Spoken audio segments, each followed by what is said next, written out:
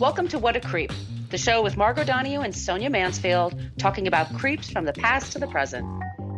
This is your quick guide to the biggest creeps, jerks, assholes, and losers, the best of the worst. From two nice ladies who want the world to be a little less creepy.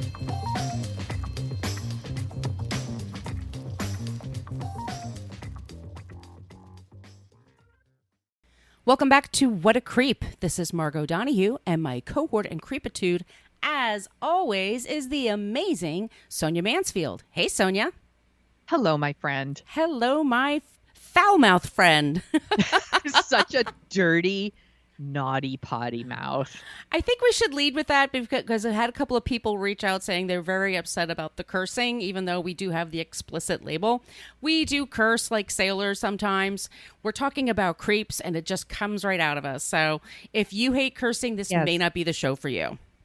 Yes, I'm really sorry. As I explained to Margot off the air, I could try really hard to not curse, but I don't have the energy to pretend to be something I'm not, which is a foul-mouthed jerk. Each week we talk about a creep, and we take turns talking about a creep, and then the other one is tasked to find someone who's not a creep. So you don't leave this episode leaving like the world is a total stinkpot garbage pile fire, okay? So we hope you enjoy that. We do have a Patreon page if you want to help support the show. We do have a new Patreon member, Danielle. Thank you so much, Danielle. And it's a way you guys can help support the show because we're putting out a weekly show for you guys, and that just takes time. It takes effort. It takes having a hosting site. It takes putting together a website, which Sonia did, whatacreeppodcast.com. So thank you guys so much. And just go to Patreon and look up What a Creep if you want to help the show. If you want to leave us an iTunes review, the 5-star reviews, we'll mention those people on the air. The people who leave us less than that, we'll make fun of you off the air. But boy, do we have a fun time doing that. We really do. Yeah. We really love making fun of you off the air. You can find us on social media. We do have a basic Facebook page, which might disappear. I know you keep saying that, but it really might have to because it's just kind of ridiculous. We have a Facebook group. If you want to interact with us, and a lot of times people listen to an episode and they want to start talking about the topic, or they want to talk about future episodes they'd like for us to do, and that's where we tend to be the most interactive. So it's a private group.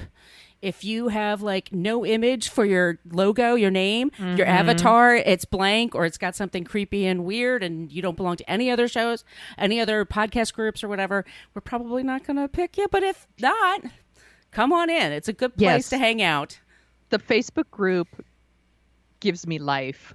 It really is the only reason I go on Facebook is to go to our Facebook group because we have, and I say this every week, the best listeners. Y'all are so interactive. You share the best stuff. Mm-hmm. It really is like a place for a safe place for people to talk about creeps and share people who are not creeps and vent a little and kind of get it off your chest. It's really, really great. It's my favorite. Well, for example, I learned about Jerry from the Netflix show Cheer, who has just been arrested as of an hour ago for child porn. Mm-hmm. And he was someone we are all I loved him on the show. And somebody else said I almost got a cameo from him. We all really love him. So it's also a place to go to kind of deal with news that's bad. Yeah. Amongst people who care. We need that right now. Yes. We all need it right now. So join our safe space. Another place you can reach out is on Twitter, and we are at CreepPod, only because someone had What a Creep for 10 years and never used it. Creep! We have an email, whatacreeppodcast@gmail.com, especially if you have issues with Sonia and I and you want to talk about it. That's really the best place to do it. We do listen, and we want you guys to feel like absolutely right, and we want to make the show better all the time. But we also have stickers. And Sonia, I went to the post office yesterday. It was hell. I waited in line forever, 6 feet apart, but we all did it. I sent a bunch of stuff out, you guys. So hopefully in the next couple of weeks, those of you that have been waiting, you will get your merch. But if you don't even have to be a Patreon member or in the Facebook group. If you want some stickers, just send us an email.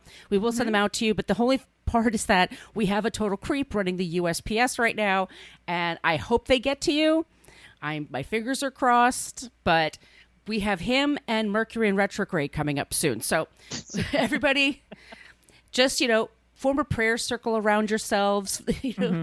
Keep the good energy flowing. We're going to get through 2020 together. Yes, we also have a merch shop too at Threadless. So you could go to threadless.com and type in What a Creep Podcast. And there's all kinds of stuff there. There's shirts and masks and mugs, and there's stickers and magnets and things like that. So if you want stuff like that, do it. We've got a new shirt, or it should say a new logo up there with the maybe next year. I got mine yesterday. Yeah, you could get your mask or your shirt or whatever. And yeah, just do it. You find anything you want there. It's all there, and that all helps the show. And I think I've mentioned everything, have I? I think so. All right. So, Sonia, who is our creep today? So our creep this week is John Kricfalusi. I looked it up. I listened to videos to get the name correct. Y'all, I did my homework. I totally researched how to pronounce his name. It's Kricfalusi, also known as John K. So I'll probably just be referring to him as John K. throughout the rest of this. Trigger warnings. There's sexual abuse and child pornography in this episode, unfortunately. And I put this episode together with a little help from our friends at BuzzFeed. The documentary Happy, Happy, Joy, Joy, which is streaming everywhere right now for rent, And then I also went to Twitter, to Robin Bird's Twitter and Katie Rice's Twitter. You'll learn more about them in a little bit. And of course, Wikipedia. So John Kricfalusi, also known as John K., was the creator of Ren and Stimpy. From 1989 to 1992, he was heavily involved in the first 2 seasons of the show, and including doing the voice of Ren and a couple of the other characters. Did you watch Ren and Stimpy back in the day? Of course. Me too. It was alternative. It was weird. There was nothing like it on television. Yeah, it's such a strange show. Hard to believe it was on Nickelodeon, to be honest, but it was insanely popular. He's also a total creep who was an asshole to work with, and he preyed on underage girls. One of the girls he was in a relationship with was 16 when he was 41. Another girl said that he masturbated while he was on the phone with her when she was in the 10th grade. And he sexually harassed her for years afterward. And these are just the 2 we know about. He later accepted responsibility for his actions and issued a heartfelt apology. Just kidding. He offered a half-ass apology and blamed his actions on an undiagnosed bipolar disorder and poor impulse control. So let's start at the beginning. Born September 9th, 1955 in Quebec, Canada, Michael John Kricfalusi has always been obsessed with animation. His father served in the Royal Canadian Air Force, and he moved around a lot. He was kind of an army brat, I guess you would say. He lived in Canada and Germany and Belgium and back to Canada, and he would spend a lot of his time watching cartoons and drawing them. He had a complicated relationship with his father, like most of us. His father wasn't supportive of his drawing. His father said that he was wasting his time and that really only 1 in a million people would make it in Hollywood. In the documentary Happy, Happy, Joy, Joy, John K. tells the story of hiding his comics in his room, kind of the way other young people would hide pornography. And his father would discover them and throw them out because it was just a waste of time. He sounds like a real dick. He remained determined to pursue animation. He attended Sheridan College, but he was expelled after 1 semester for poor attendance. I didn't know you could get expelled for poor attendance. I felt like they just take your money and they don't give a fuck what you do, but apparently that's a thing. He then decided to move to Los Angeles, and he brought with him his then girlfriend, Lynn Naylor, to pursue his animation dreams.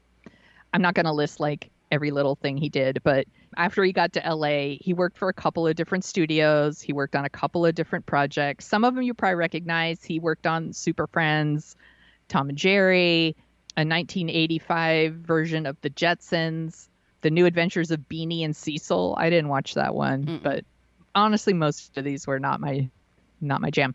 But most famously, he worked on Mighty Mouse: The New Adventures, which was canceled after depicting the main character snorting cocaine. Do you remember this? Yes, I do. So it's super weird. So if you watch it, you're like, what the F? Why is Mighty Mouse like snorting cocaine? They claim that he's sniffing, quote, sniffing crushed petals from a flower, which were handed to him in a previous scene. And I'm like, why was he snorting anything? Hilarious. It's so weird. He was snorting cocaine. It's fine. Whatever. Mighty Mouse was canceled. He also did the animation for the Rolling Stones video, Harlem Shuffle. Oh, I remember that. Yeah. Oh God, what a terrible song. There were it's such a terrible song. There were a couple of these videos that mixed like live action and animation in the day. So it was like that one, and then there was Paula Abdul's I was just gonna say Scat Cat. With Scat Cat, MC Scat Cat. I'm so excited right now. Yeah. And so so he did some of that, but eventually he decided he wanted to form his own studio. So in 1989, he co-founded the animation studio Spumco with his girlfriend Lynn and some partners, including Jim Smith and Bob Camp. Now we're getting into the Ren and Stimpy years. He wanted to create his own show instead of working on other people's projects. That's legit. He pitched a show to Nickelodeon, and it was a cartoon called Your Gang. And it was like, you know, all these kids. But the executive, the Nickelodeon executive, Vanessa Coffey, she really like zeroed in on this dog and cat side character. She really was interested in them, and they would later become Ren and Stimpy. So there's always this kind of idea that he showed up at Nickelodeon with a fully formed cartoon, and they bought it, and that's not really what happened. Like, he pitched a whole different thing, and they picked out Ren and Stimpy and cultivated that, and they went from there. So Spumco got the green light, and they began work on 6 episodes. And it turns out that John he's a real dick to work for.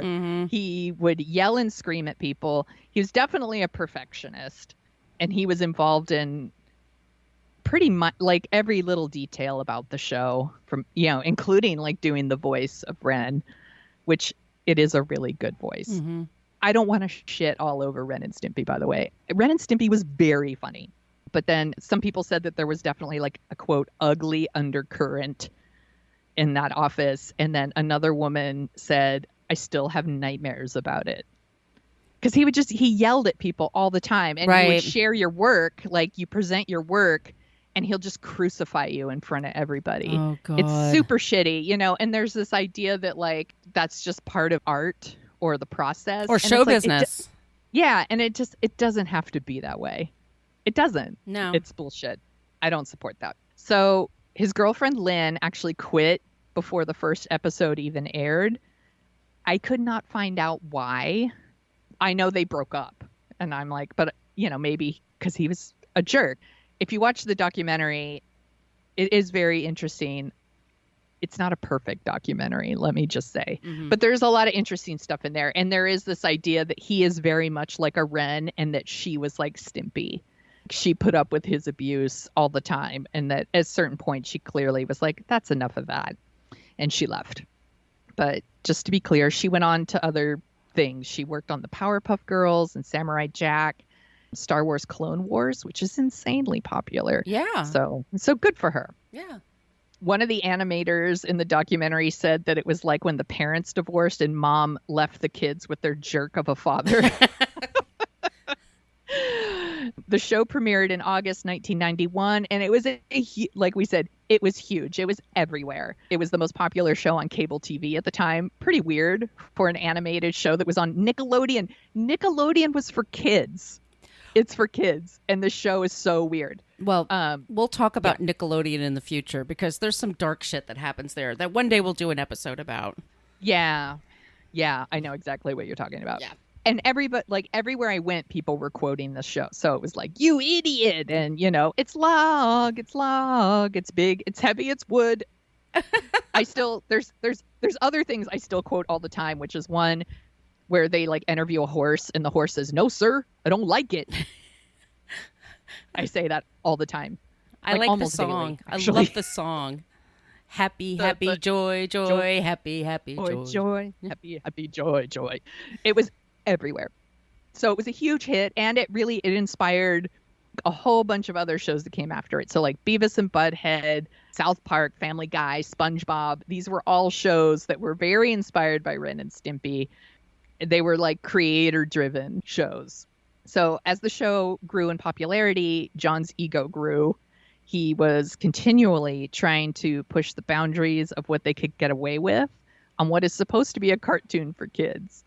In the documentary, everyone agrees that like everything came to a head in an episode called Man's Best Friend, which features this really unlikable character. I don't understand people liking this character named George Liquor. Mm-hmm. And he's like this abusive father to Ren and Stimpy. It's messed up. Once again, it's a show for kids. I don't know what he's smoking. Nickelodeon executives hated the direction of the show, that he was taking it. They also hated his like blown deadlines and increasing budgets. And he hated taking notes on his vision. Mm-hmm. So eventually Nickelodeon fired John in September 1992, and they moved Ren and Stimpy to their own studio and did like 3 more seasons that weren't really as successful, and then they canceled it. We're going to get to creepy stuff soon, I promise. So after Ren and Stimpy, John did more music videos. He did one for Bjork. He did one for Tenacious D. And he created some cartoons just for the internet, which one is called the Goddamn George Liquor Program. Once again, a very unlikable character. I don't understand. And then he also did one with the hilariously titled Weekend Pussy Hunt. Who doesn't want to watch that? Oh my God. Sounds great. He also did kind of another Ren and Stimpy. It was like Ren and Stimpy adult party cartoon. And I watched clips of them. There's some in the documentary. There's some you can find like on YouTube and stuff. And I mean, the truth is, like, you can tell he needed boundaries to create these cartoons. They're pretty unfunny and they're really gross just to be gross. I don't think gross just to be gross is funny. Maybe other people do. I don't. We warned people that we were going to talk about Ren and Stimpy, and people in our Facebook group were like, "I love Ren and Stimpy," and I'm like, "I think it's still okay to like Ren and Stimpy." Mm-hmm. It's clearly a team effort. Once he didn't have that team anymore, it just turned into this really gross, unfunny mess. Mm-hmm. I think it's kind of like when a band gets really big and then the lead singer is like, "I don't need the band. I'm going to do my own thing," and they leave. And then their music sucks. Like David Lee Roth. Yeah, it was like there was clearly some chemistry there, some special sauce that they had when they were all together. And it doesn't work when you break it all apart. And I think that was the case with Ren and Stimpy.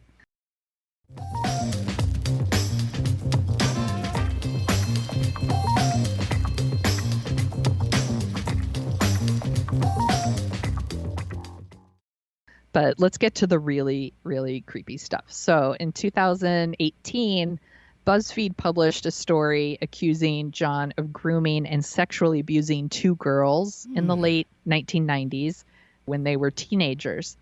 And I just want to note right off the bat, these aren't like allegations.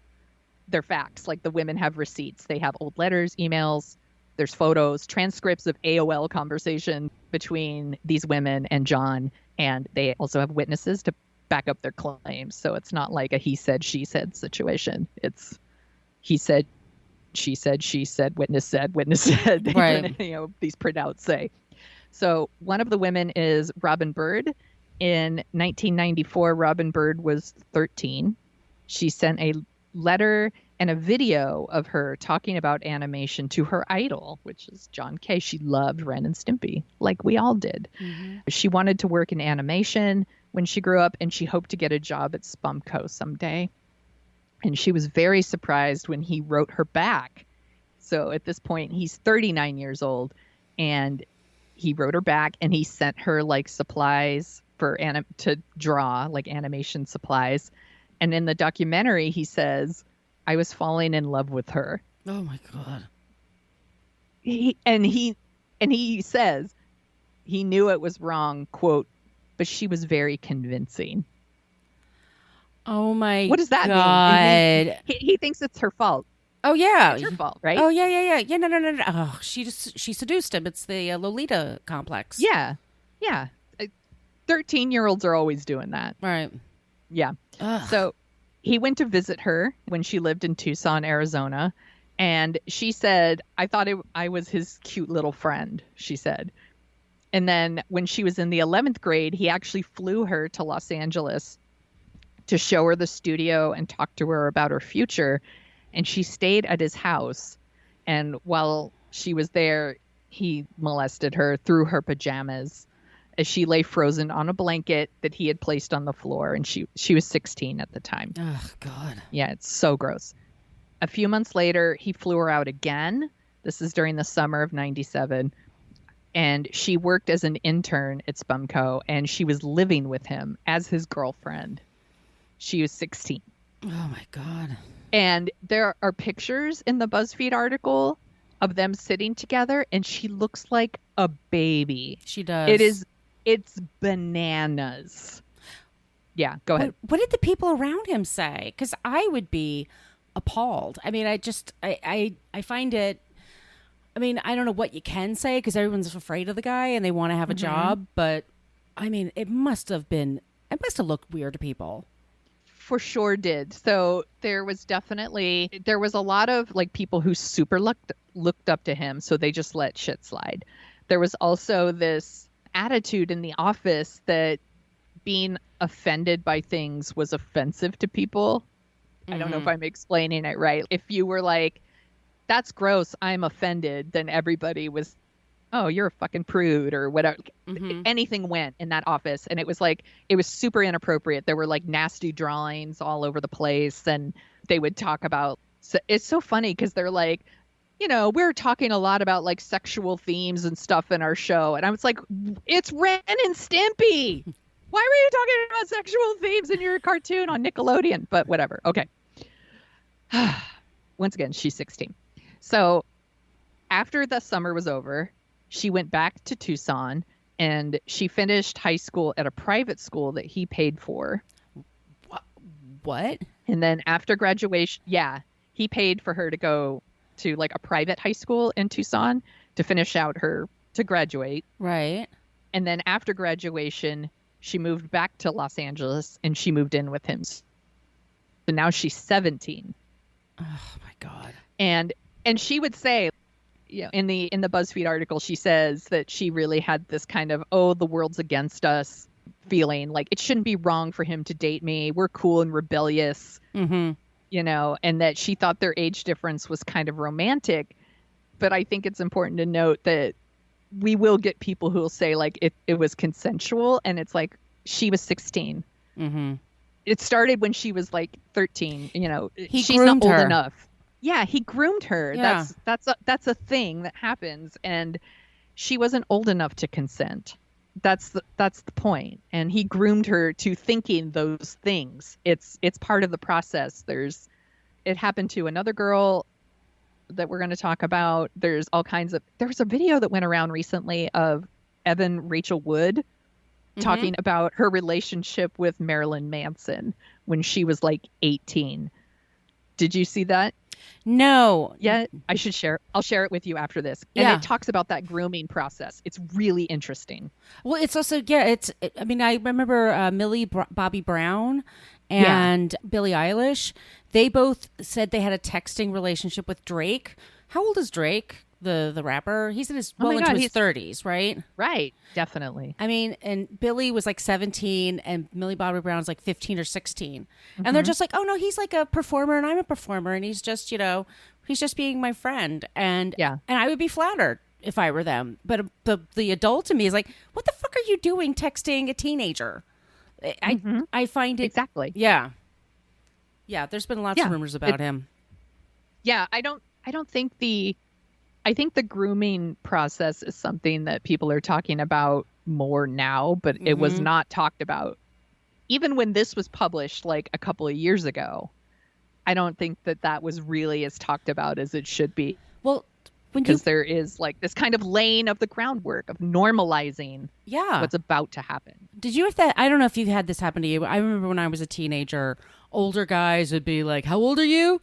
boy, I can't wait till you're out of high school. I can't Oh, wait. yeah. Oh, and yeah, and you're supposed to be flattered because it's an older man and you're insecure or something, but that's fucking creepy to say to a person. It's, yeah, and it happens. Remember, or I used to work at YM Magazine and the Olsen twins. Remember them? The Olsen twins. They talked about in the interview. I said, yeah, there's guys out there that have websites with clocks on them for the day that we turn 18. Yeah, like what fucking it's weirdo? Gross. Yeah, it's gross. So that was happening to her. People in the industry would later tell BuzzFeed in this article that his sexual harassment of female animators and his relationship with underage girls was an open secret. Mm-hmm. His relationship with Robin was such an open secret. It's briefly referenced in a book about the history of Ren and Stimpy, and it refers to a girl he has been dating since she was 15 years old. Whoa. Just casually mentioned.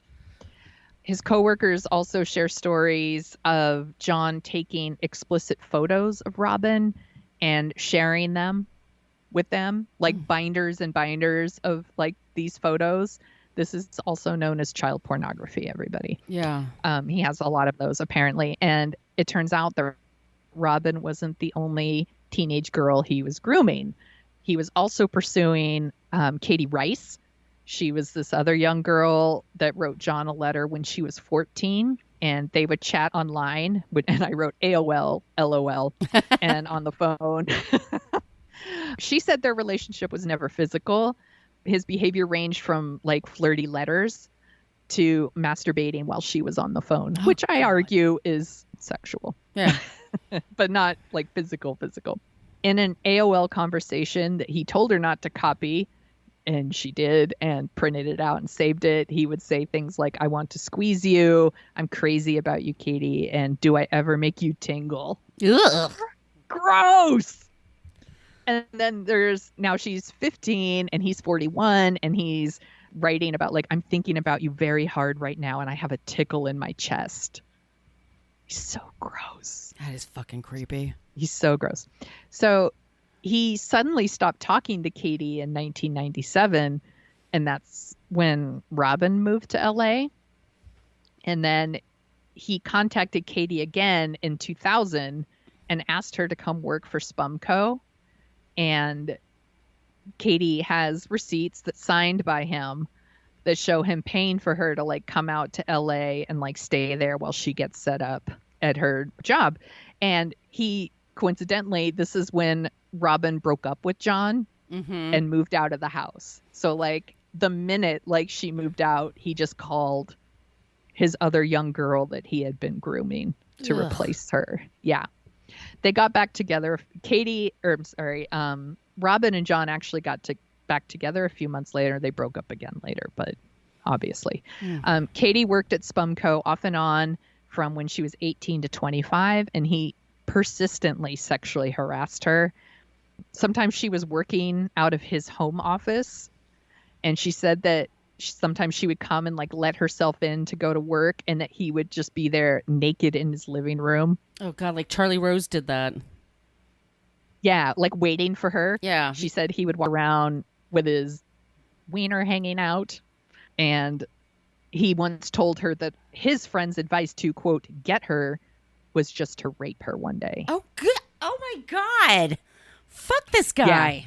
He's fucking gross. So she says that after that comment, hey, maybe I should just rape you one day, she went to work and she found child pornography on his computer. She said it was girls as young as maybe 10. Oh, God.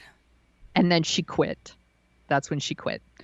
Another ex-girlfriend also said that she also found child pornography on his computer. Can we get the same FBI that got Jerry to get this guy? Seriously.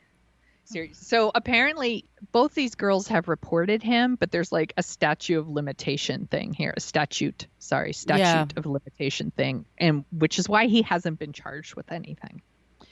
So after the BuzzFeed story, John issued an apology for his behavior. He blamed an undiagnosed bipolar disorder. he blamed attention deficit hyperactivity disorder and, quote, poor impulse control. It's a shit apology. Yeah. That feeds into the idea that people with mental illness are dangerous. Mm-hmm. It pisses me off, to be honest. There's been a lot of talk of rebooting Ren and Stimpy recently, which also kind of annoys me, because I know they're saying like John Kay wouldn't be involved and he wouldn't profit from it, but just it being rebooted brings him more fame. It brings him back into the public eye. And I think that there's so many awesome, talented people in the world with amazing ideas that can't we just do that? Right. Instead of going back to the Ren and Stimpy well. And this is coming from someone who really liked Ren and Stimpy. Let's do something else. Yeah. So I looked up where Robin Bird and Katie Rice are now. So Katie Rice has continued to work in animation. She's worked on the Kung Fu Panda animated series. She worked on the movie Book of Life, which I haven't seen but saw clips of, and it's super beautiful looking. And she is going to be directing episodes for the new reboot of Animaniacs. Oh, cool. Which I think is pretty. Yeah, another one where I'm like, sure, like, do we need to reboot Animaniacs? But I really did like Animaniacs back in the day too. Robin Bird works as a philosophy and writing teacher, and both of them are very active on Twitter and have both been commenting about the documentary that came out a couple weeks ago. And Robin Bird said something that I thought was really interesting, or she tweeted, "You show me proof guys should just read the article. Photos, letters, chat logs, dozens of friends and coworkers who saw it until they were sick. There's nothing really up for debate except whether or not you like perverts." Which, wow. Yeah. I'm like, she's not wrong. You know, and she says in the documentary, like, you should still like, if you like Ren and Stimpy and it means something to you, please enjoy.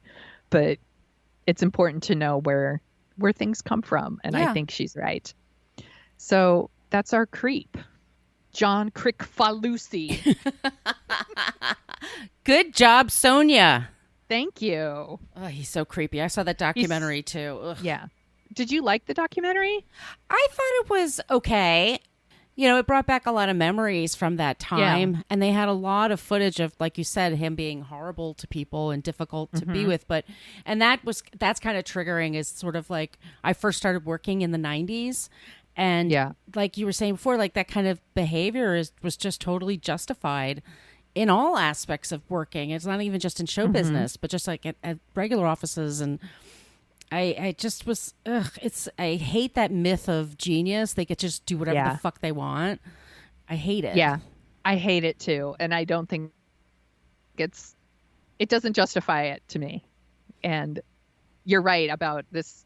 It wasn't just show business. This was a kind of culture that was accepted in a lot of things. I worked at newspapers and I had people yelling all the time. And I'm like, you don't get to yell at me. That's some bullshit. I thought the documentary was really interesting, but I felt like they don't get into the sexual abuse until like the last half hour or 20 minutes even. And I felt like, you know, I was like, I felt like that deserved way more time. They could cut down on the influence of Ren and Stimpy and get into like what a fucking creep he is. And I feel like they almost let him off the hook a little bit at the end. I think so, because he kind of just does a shrug of his shoulders, like, I guess I shouldn't have been doing that to the teenagers. I don't know. I guess some people don't like that. It's not a real apology, and it's super fucking gross. Yeah, it was interesting, but it wasn't what I wanted it to be. And I told Margot this before we started recording. While I was working on the script, my husband's like, "Do you mind if I actually watch some Ren and Stimpy while you're writing?" And I was like, "No, that's fine. Like, please." You know, and so he was watching it and I was writing and listening. And those first 6 episodes are really funny. And I grew up watching them too. And I understand like that Ren and Stimpy means stuff to people. Mm-hmm. But he's a serious fucking creep. Do you want to hear about someone in animation who wasn't a creep? Please. Okay. So June Lucille Ferrer was born September 18th, 1917. She eventually moves to LA and she changes her name to June Foray. And she did voices from everything from Rocky the Flying Squirrel. She was yes. She was Lucifer from Cinderella. She was Cindy Lou Who in the original 1967, The Grinch Who Stole Christmas. She was in The Adventures of Gummy Bears. She was in The Smurfs. She did voices.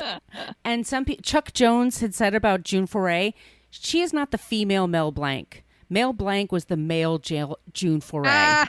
That's awesome. Yeah, she worked in films and radio. She was one of the early members of the society devoted to promoting and encouraging animation. She started the Annie Awards, which is instrumental in creating the Best Animated Feature in 2001. She has a star on the Hollywood Walk of Fame. She started working in the 40s, and she did try to work as an actress, but she just got more work doing voices. And she actually was on The Simpsons once. She is in the episode from the first season, Some Enchanted Evening. She's the receptionist in the Rubber Baby Buggy Bumper Baby Service, which is a very famous episode. I think it's exactly Penny what you're talking about. I think it's the one with Penny Marshall as the babysitter. It's like a classic from I think that's it. But she tried to get a job with The Simpsons, and they said she sounded too cartoony, which I'm just like, what? Okay. She, like I said, she worked on Spider-Man and His Amazing Friends. She was on Looney Tunes, everything. She's done everything. And then she passed away July 26, 2017. The woman lived to be 99. Wow. Like 30 years ago, when I first started listening to Howard Stern, he would have her come on the show and they would have her read filthy things in the voice of Rocky the Flying Squirrel.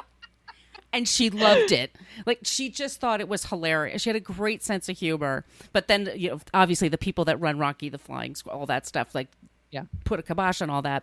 But she was that cool. Like, she was just not precious about it. She loved what she did, and she was super talented, and she was lovely to everybody, and she wasn't a fucking asshole, and she treated people well, and she really raised the art of being a voice actor. And so that's our Not Creep this week, June Foray. Good pick. That is such a good pick. I love hearing that one. I've been a fan of hers for years. I just loved Rocky and Bullwinkle. I love those cartoons, and I just think she was super talented and super cool. And I think if you do what you love and you're a nice person, you can live a long life. Yeah, that's awesome. Good pick. Thank you. So that's What a Creep this week, you guys. And if you like the sound of our voices, Sonia and I also co-host a show. It's called Dorking Out, where we dork out about movies. And we have something special coming up. Our friend Adam from F This Movie is going to join us, and we're going to be talking about The Pelican Brief, which I'm super excited about. I can't wait to rewatch it. We always have such a good time when Adam's on, and we've been kind of doing like a series with Adam of 90s thrillers. And I'm just really excited to watch The Pelican Brief. I know it's going to be so fun to talk about. And once again, you can join us at Patreon if you want to support the show. We're doing a bonus episode. It's only available to Patreon members. We're going to record something Friday. It's going to drop on Saturday. We're going to talk about stories about Evel Knievel I didn't include. We're also going to be talking about a real housewife who's running a scam. A health scam. We'll talk about that. So that's if you're interested. Just go to patreon.com. Once again, we're at CreepPod on Twitter. We love it when you send us suggestions. If you're on Twitter and you want to send us a suggestion for a creep or a non-creep, and trust me, we need help getting the non-creeps sometimes. That's the toughest part of the show. But we love it when you use the Annie Potts gift from Ghostbusters, We Got One, or you find something even more clever. Don't be beholden to that. But we're just sending that out as an idea. If you like what you hear and you listen to us on Apple Podcasts, if you could leave us a 5-star review, we'll mention you on the air, and we'll be your best friends for life. I forgot to also mention. Yes, please. Also, we're also on Instagram, What a Creep Podcast. And Sonia, we've got like hundreds of people who started following us on Instagram. So I'm going to up my Instagram game, you guys. But thank you so much for joining us there. And our email is whatacreeppodcast@gmail.com. If you like stickers, just send an email. We'll be happy to send them out to you. I think I've mentioned everything. Did I mention everything? Where can people find you, Margot? Just you. Well, okay then. You could find me on social media at Brooklyn Fit Chick, and that's mostly for Twitter and Instagram. And on Instagram, I post a lot of pictures of my cats, just a warning, because they're the cutest cats in Brooklyn. They're the cutest. Yep. My blog is brooklynfitchick.com. And Sonia, where can they find you?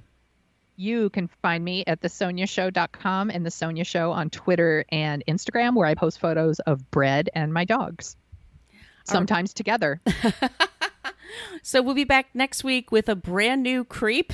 It's a white lady, so some of y'all will be really happy to hear that. And a liberal. Woo! What?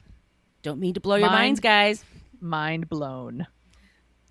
Tune back in for that one, guys. All right, so we'll talk to you next week. And in the meantime, wash your hands frequently. Practice social distancing. Please wear a goddamn mask when you're out in public. And don't be a creep. Creep. Thank you for listening to us talk about creeps. You can follow us at What a Creep Podcast on Facebook, Twitter, and Instagram. But don't follow us too closely. You can email us your creepy stories at whatacreeppodcast@gmail.com. But please keep your dick pics to yourself.